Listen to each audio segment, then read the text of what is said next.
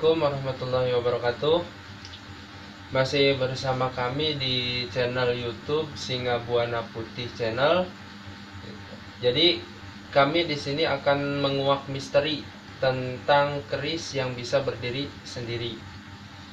Jadi di sini kami bersama Kang Abdullah dan Kang Otip. Kita menguak misteri tentang keris yang bisa berdiri sendiri. Jadi gimana, Kang? Maksudnya dari banyak kan yang ngepost dari postingan YouTube yang keris yang bisa berdiri sendiri gitu kan. Ya menurut Kang Abdullah mah masalah posisi keris berdiri itu mungkin kadang-kadang kan orang berpikir ada hodamnya gitu kan. Iya. Ada hodamnya, terus ya ada apanya gitu kan, ada jinnya atau ada setannya. Ya menurut Akang pribadi sih masalah posisi keris berdiri emang udah pembuatan empunya dari dulu udah punya kestabilan gitu. Ya. Jadi bisa berdiri sendiri, bukan dikarenakan ada hodam atau apa, bukan gitu. Dan insya Allah ntar dibuktikan langsung. Terus gimana cara membuktikan kalau si keris itu bisa berdiri tanpa ada isinya gitu? Ya insya Allah ntar posisi dibuktiin. Coba tuh ambilin keris. Yang mau dibuktiinnya gimana, atau berdirinya posisinya kayak gini atau kayak gini? Coba biar lihat dulu gitu. Nah ini keris kosong ya. Ini keris gak ada apa-apanya, cuman posisinya ini keris udah tua gitu. Coba, Kang. Ini saya perkenalan dulu ya, nama posisinya keris ini. Kalau dari tingkat sepuhnya mah ini disebut keris apa? Kalau dari posisinya pamornya dari pamor urat jagat ya.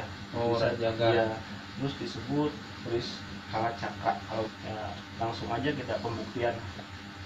Insya Allah mudah-mudahan bisa membuktikan.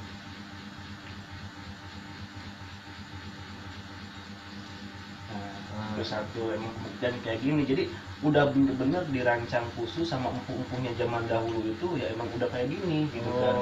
Terus kan kadang-kadang ada lagi yang ininya, ujung ininya yang di bawah, insya Allah ntar dibuktiin itu kan. Satu lagi.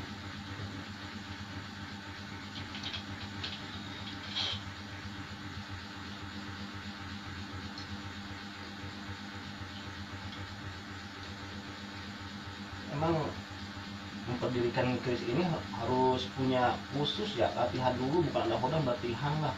Soalnya ini udah ini kadang-kadang seolah-olah suka ini sendiri, jatuh sendiri gitu.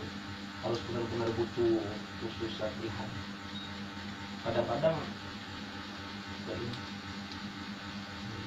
harus bisa konsentrasi gitu. Berarti dari keris-keris yang sepuh yang udah tua, bener-bener tua, bisa berdiri sendiri gitu tanpa ada isinya gitu. Insya bisa. Gitu. Kalau ke ini angin sedikit juga bisa jatuh sih sebenarnya.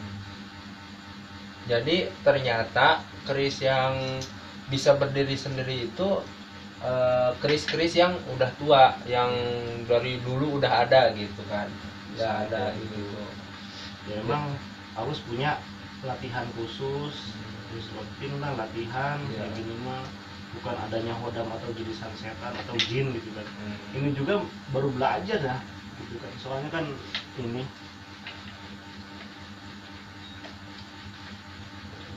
jadi ini buktinya real, nyata, bukan tanpa rekayasa ya.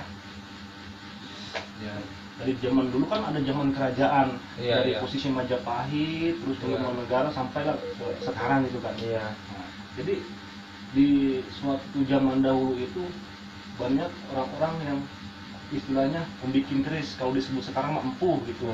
Kalau mah insya Allah ntar di kelanjutannya akan membuktikan sejenis tai besi. Kalau tai besi itu disebut zaman pembuatan empu dahulu gitu. Ada tai besi insya Allah ntar di koleksian yang di itu di kamar. Gitu.